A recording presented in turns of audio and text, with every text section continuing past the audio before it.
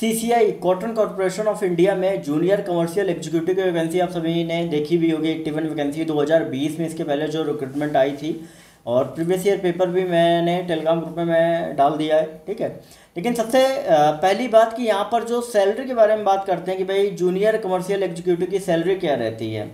देखो, सैलरी के बारे में जानने से पहले एक चीज़ मैं आपको बताना चाहूँगा कि यहाँ पर जो आपका सैलरी होता है वो बहुत जल्दी बढ़ता है, क्योंकि ये पब्लिक सेक्टर कंपनी है और इसका जितना भी आपका जो पूरा शेयरिंग होल्डिंग वगैरह है वो पूरा गवर्नमेंट के हाथ में है, ठीक है। और ये मिनिस्ट्री ऑफ टेक्सटाइल्स के अंडर में आते हैं, आप सभी को पता भी होगा इसके बारे में। लेकिन सबसे पहले बात कर ले कि सैलरी के बारे में, तो आप सभी ने देखा होगा यहाँ पे जब नोटिफिकेशन देखा होगा वहाँ पे लिखा होगा 22,000 से 90,000 IDA। अब इसका मतलब क्या होता है, पहले ये समझो सैलरी के बारे में जानने से पहले।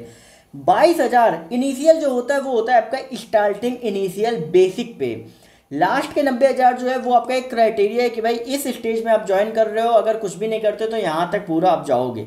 IDA क्या होता है बताओ। अच्छा, IDA आपका होता है इंडस्ट्रियल ड्यूरिंग अलाउंस। अब इंडस्ट्रियल ड्यूरिंग अलाउंस यहाँ क्यों लगता है, क्योंकि जितने भी सेंट्रल गवर्नमेंट या स्टेट गवर्नमेंट जॉब्स वहाँ पे ड्यूरिंग अलाउंस लगता है, और जितनी भी पब्लिक सेक्टर कंपनी जिनका जो गवर्नमेंट के हाथ में, सेंट्रल गवर्नमेंट के हाथ में इनका पूरा होल्डिंग है, वहाँ पर इंडस्ट्रियल ड्यूरिंग अलाउंस जो है वो आप सभी का लगता है, ठीक है।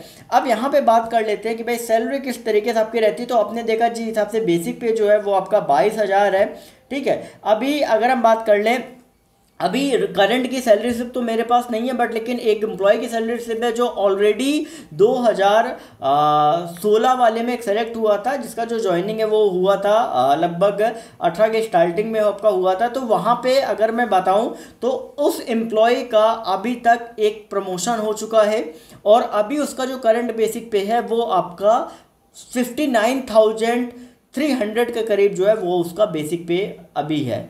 अब यहाँ पर कई ऐसी चीज़ें जो आपको जाननी चाहिए वो मैं आपको बताने जा रहा हूँ। और ये चीज़ें अगर आप बेसिक पे देख रहे हो 22 ईयर, तो अभी वो मत देखिए, क्योंकि यहाँ पे प्रमोशंस आपके कहीं ना कहीं आपके फास्ट होते हैं। अगर आप कहीं ना कहीं अच्छा काम करते हैं और एग्जाम्स वगैरह टाइम टू टाइम देते हैं तो कहीं ना कहीं आप प्रमोशंस भी आप हाइक पे रहते हो। और अगर आप उस टाइम पे कोई प्रोफेशनल कोर्स वगैरह अगर आप करते हो तो उससे भी कहीं ना कहीं जो आपका हाइक होता है वो आपका मिलता है स्पेशल पे के रूप में। अब इस एम्प्लॉय के बारे में बात करते हैं। देखो, ये एम्प्लॉय ने ज्वाइन किया था 18 की स्टार्टिंग में, इसका भी 59,300 के करीब आपका बेसिक पे है। और इसके अलावा क्या क्या चीज़ें एडिशनल मिलती है वो पहले आप सुन लो।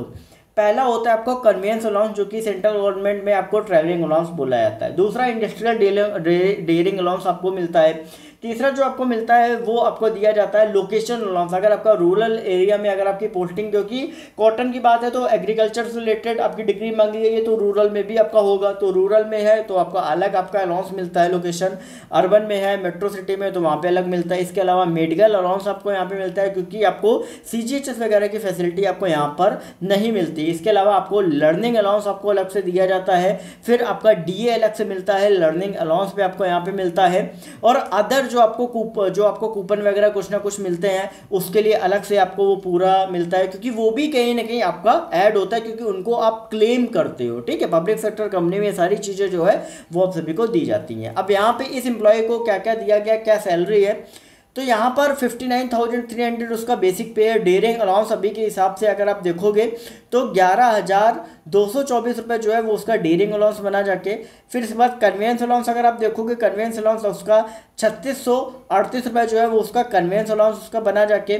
इसके बाद अगर आप देखोगे लोकेशन अलाउंस, तो लोकेशन अलाउंस आपका जो होता है वो रूरल एरिया में 1,000 रुपये होता है, अर्बन एरिया में 1,500, मेट्रो सिटी में आपका 2,000 रुपये जो होता है वो आपका लोकेशन अलाउंस जो है वो आपका होता है। अब मेडिकल अलाउंस भी इसी तरीके से वेरी करता है। मेडिकल अलाउंस यहाँ पे आपको लगभग 950 करीब मिलता है। इस एम्प्लॉय को 958 जो है वो उसको मिला हुआ है।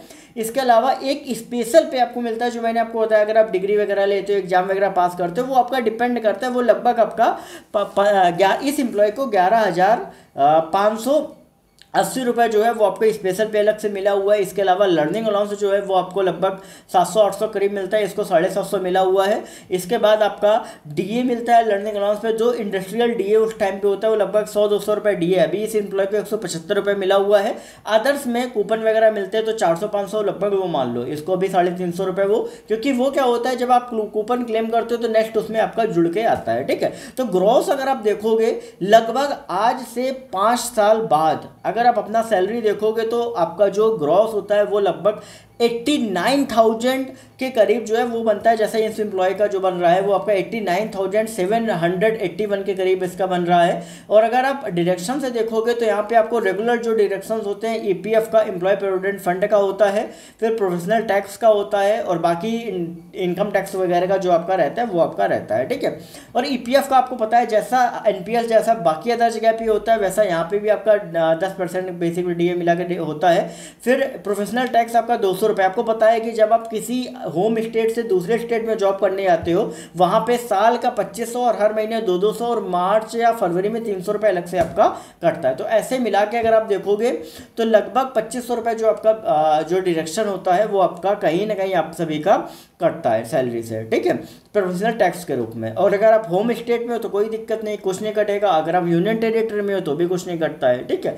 और इनकम टैक्स वगैरह जो है जिस हिसाब से आपके डिडक्शन रहते हैं उस हिसाब से कटता है। तो ओवरऑल अगर हम बात करें इस एम्प्लॉय की जो सैलरी की, तो इस एम्प्लॉय की जो आपकी सैलरी है वो लगभग 81,724 के करीब जो है वो इसकी इनहैंड सैलरी जो है वो आप सभी की बन रही है। और 2000 अगर आप बात कर रहे हो 2018 स्टार्टिंग की, तो तब से अभी तक का जो आईडीए इंडस्ट्रियल डेयरिंग अलाउंस जो है वो तो अभी तक जो बढ़ा है वो बढ़ा है, बेसिक तो इसका बढ़ा ही है। लेकिन ये सोचो आज के 5 साल बाद आईडीए कहीं ना कहीं आपका और ज़्यादा बढ़ चुका होगा, और हो सकता है बेसिक भी अगर आपका इसी हिसाब से बढ़ा तो ये मान लो कि आप अगले 5 साल में 6 डिजिट में सैलरी पा रहे होगे, जो कहीं ना कहीं अपने आप में एक बहुत बड़ी बात है। लेकिन इसके बारे में कुछ प्रोविजन से रिलेटेड फैक्ट भी आपको जानने चाहिए, जिसके लिए मैं एक अलग से वीडियो बना दूंगा।